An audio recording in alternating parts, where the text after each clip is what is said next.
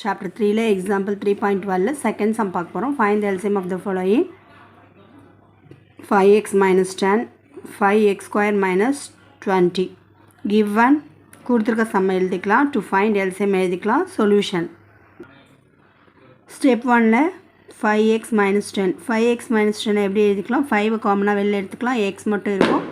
minus 5 2s are 10 so 2 5 into x minus 2 first step la எழுதியாச்சு. second step la 5x square minus 20 இத 5 காமனா வெளில எடுத்துறலாம். so 5 into x power 2 minus 4 இந்த 4 வந்து 2 ஸ்கொயரா எழுதிக்கலாம். so a square minus b square ஃபார்முலால இது split பண்ணி எழுதிக்கலாம்.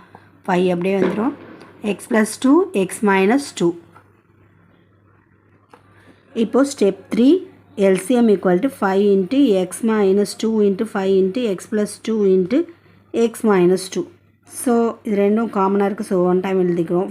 5 காமனாக இருக்குது. ஸோ 1 டைம் எழுதிக்கிறோம். 5 into x plus 2 into x minus 2.